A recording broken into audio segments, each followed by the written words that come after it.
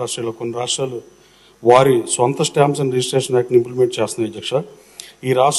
ఈ రాష్ట్రాల యాక్ట్ని క్షుణ్ణంగా అధ్యయనం చేయాల్సిందిగా సంబంధిత మంత్రి గారిని కోరుతుంది అధ్యక్ష. ప్రతి రిజిస్ట్రేషన్ డాక్యుమెంట్కి 500 రూపాయలు సెస్ వేసి ప్రైడ్ ఆఫ్ ఆంధ్రప్రదేశ్ ఒంగోలు గిత్తలు, ఒంగోలు ఆవులు కనుమరుగే పరిస్థితి రాష్ట్రంలో ఉంది అధ్యక్ష. ఈ రాష్ట్రానికి గర్వకారణమైన పశు సంపద. ఆ 500 రూపాయలు చేస్తూ ఆ జాతి ఒంగోలు జాతి సంరక్షణకి ఉపయోగించవలసిన అవకాశం ఉంటే చూడవలసిందిగా కోరుతున్నాను అధ్యక్ష. జగన్మోహన్ రెడ్డి గారికి ప్రతిపక్ష హోదా రాదని ఎన్నికల ముందే చెప్పాను అధ్యక్ష.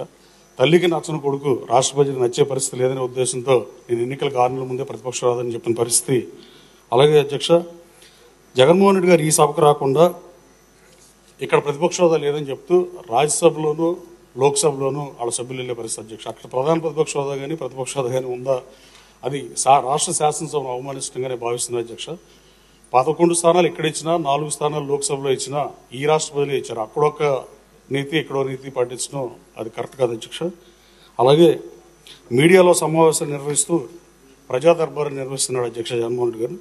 ఆ ప్రజా దర్బార్లో వచ్చే అప్లికేషన్స్ని, ఆ అర్జీలు కానీ గ్రీవియన్స్లు కానీ ప్రభుత్వానికి పంపిస్తాడా, గౌరవ ముఖ్యమంత్రి గారికి పంపిస్తారా, సంబంధిత మంత్రులు పంపిస్తారా, లేదా తన సొంత డబ్బుతో ఏమన్నా ఆ గ్రీవియన్స్ అన్ని అడ్రస్ చేస్తాడో మాజీ ముఖ్యమంత్రి గారు చెప్పాల్సిన అవసరం ఉంది అధ్యక్ష.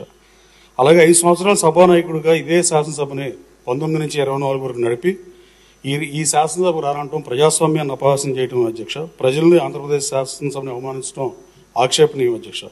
స్వాతంత్రం వచ్చిన తర్వాత రాచరికం కాలంలో ఉన్న రాజులే మంత్రులుగా పనిచేసిన అధ్యక్ష. అది that is the beauty of democracy. దాన్ని ఆ రోజు కింగ్స్గా రూల్ చేసిన వాళ్ళు కూడా చలపల్లి రాజా గారు లాంటి ఆయన ఆరోగ్య శాఖ మంత్రి ఉమ్మడి మద్రాసు రాష్ట్రంలో కానీ ఇంకా చాలామంది రూలర్స్ అలా మంత్రులుగా రాజుగా ఉన్న ఆయనే మంత్రిగా పనిచేసిన పరిస్థితులు వాళ్ళు చేస్తే ఈయన 11 స్థానాల్లో వచ్చిన అడగటం దారుణం అధ్యక్ష. అట్లాగే జగన్ గారికి ఇచ్చిన హోదా అసెంబ్లీ 4వ నెంబర్ గేట్ నుంచి రమ్మంటే ఆయన 2వ నెంబర్ గేట్ కావాలి, అందుకే ప్రతిపక్ష హోదాలను అడుగుతాం.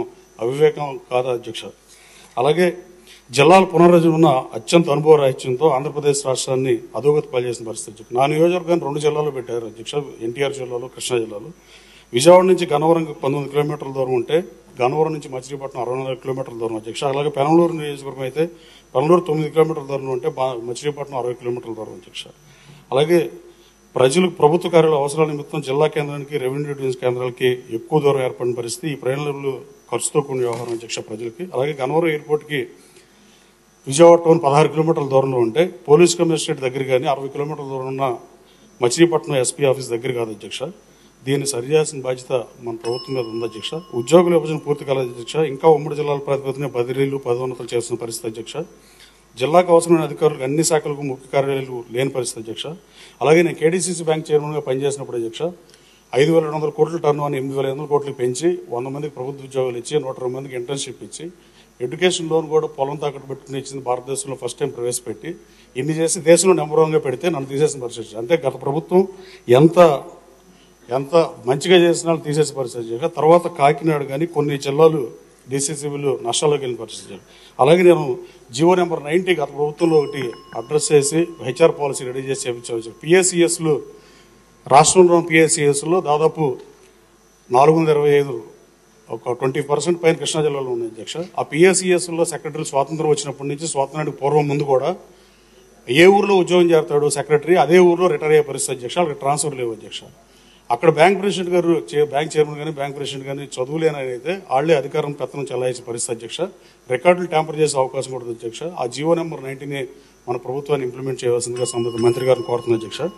అలాగే అధ్యక్ష చివరగా ఎన్ని ఇబ్బందులు ఉన్నా ఎన్ని సవాళ్లు ఉన్నా ఇంత మంచి బడ్జెట్ ప్రవేశపెట్టిన ఆర్థిక మంత్రి పయ్యావుల కేశవ్ గారికి అలాగే గౌరవ ముఖ్యమంత్రి గారికి ధన్యవాదాలు తెలియజేస్తున్నా అధ్యక్ష. లాస్ట్ బట్ నాట్ లీస్ట్ అధ్యక్ష, స్కూల్లో ఉన్నప్పుడే ఎమ్మెల్యే వాళ్ళని కోరికున్న ఆ కోరిక తీర్చిన గన్నవరం ప్రజలకి మరోసారి ధన్యవాదాలు తెలియజేస్తూ వాళ్ళ కోరికలు తీర్చడానికే పనిచేస్తుంది అధ్యక్ష. కానీ ఒక చిన్న విన్నపం ఏంటంటే మీరు కానీ ముఖ్యమంత్రి గారు కానీ గతంలో మేము చదువుకునే ఉన్న శాసనసభ ఎవరికైనా ఐడెంటికల్ మార్క్ ఇప్పుడు తెలంగాణ రాష్ట్రం తర్వాత 2 ముక్కలు అయింది.